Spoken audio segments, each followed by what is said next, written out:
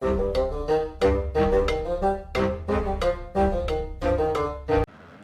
and welcome to the Critically Clueless. Today we're going to be doing a review for Monster Energy Supercross 4.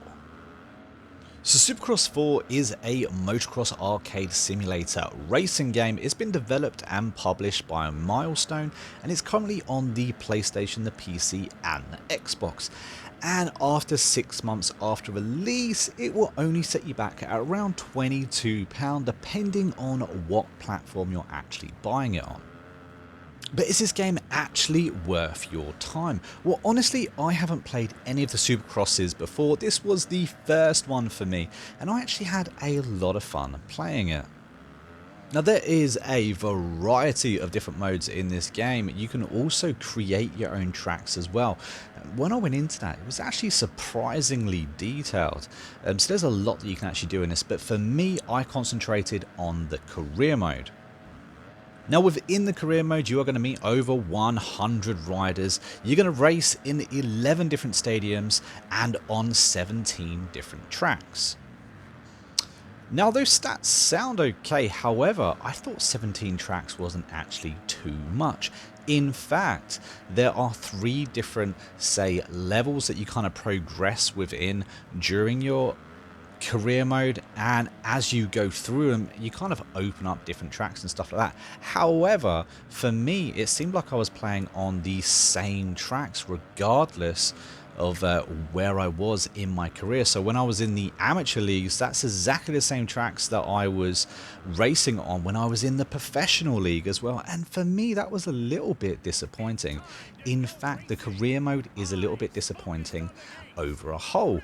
I was expecting a little bit more. I've played quite a few of these games of recent. I played the NASCAR series, Formula 1, Wreckfest.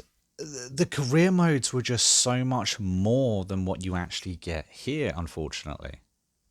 Now, it does actually do a good job of kind of bringing in an RPG element, whereas the more you race, the more points you earn, meaning the more kind of attributes you can put on your rider. So when you do hit a brand new track, you actually have a half decent chance of winning the race. However, for me, at the beginning of the game especially, I found it incredibly frustrating because you have no stats in your vehicle. You know, it's very, very clunky and almost as if the game's punishing you for not already playing it. And I think that's a little bit unfair. Especially as, after all, this is a racing game. You know, you're there to enjoy it, to kind of feel excited and the speed and all that jazz. But I kind of felt that the handling of the bike was just unnecessarily hindered because I didn't have the correct points in. Now, it doesn't take too long and too much gameplay to actually get enough points into the bike, you know, for it to feel fun again. But still, for me, it's a bit of a slow process. And like I said before, I've never played a Supercross game before, so I don't know if these are the same tracks that are in every single one. But something I did notice is that if you didn't know the track that you're on, and like I said, they are repeated, so you know, a few races in, you kind of start realizing where you are, what you're doing, what kind of jumps are coming up, what rhythm sections are coming up. But if you don't know what the rhythm sections that are coming up, you tend to lose speed rapidly and get overtaken by the entire pack because you don't know the corner coming up, or you don't know, you know, the correct speed that you're supposed to be handling this section on, and you just lose so much speed. It's almost impossible to win the race because of this. However, something that I kind of stumbled upon in this game is that it has a rewind feature. Now, this isn't the first time I've seen this rewind feature.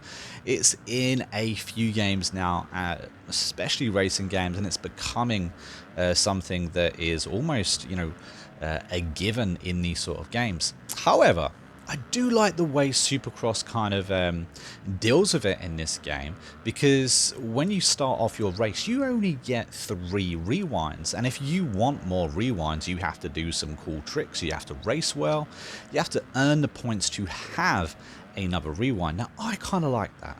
I like the idea of it being limited anyway. I don't like the idea of the rewind. I personally only used it maybe once or twice throughout my career. If you ask me, if I messed up, I kind of like to, take the repercussions of that mess up myself rather than using a rewind. But for people that do like the rewind, I think it's a good feature. I like the fact that it's not unlimited, like I said, and that you actually have to earn the right to get that. Another very small detail I quite liked is that when you very first started in a race, if you are the front runner, for instance, you will see the track the way it is. It's all pristine and ready for you to go on. But after a few circuits, you can see where all the riders have been going, and it has an impact on the track. Now, I'm not saying that a certain jump will be completely corroded away or anything like that, but it's nice to see that your tires actually have an impact on the track that you're racing. It's a small detail, but it's one that I appreciated. For me though, on a whole, although I've had a few gripes about this game, it is a lot harder than I expected it to be. And I don't particularly like the rewind feature, but I like the way they've implemented it in the game. I was very impressed with this game over a whole. It looks stunning. It looks visually absolutely amazing. I was surprised just how well this game actually looked. It runs at 60 frames a second on my Xbox Series S. Again, I liked seeing that. It's a very smooth game. I never had any crashes or any visual badness with this game. It runs so smooth and so well and just does what it wanted, what it set out to do very, very well. And honestly, for the price at £22, again, this is for me on the Xbox, but I think it's very well priced. I think you've got a decent amount of game here for your price, and like I said, it actually works, which is nice to see as well. So for me, I think I'm going to give this game a pretty massive 7.5 out of 10. Like I said, I personally really enjoyed my experience in this game, and after all, that is what games are there to do.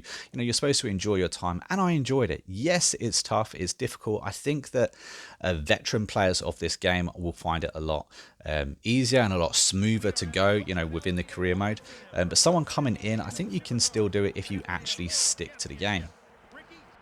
But guys, that is it from me. If you have played a Supercross game before, please, put your thoughts down in the description. Let me know what's changed since Supercross 3, or what you like about this game over the previous versions of this game.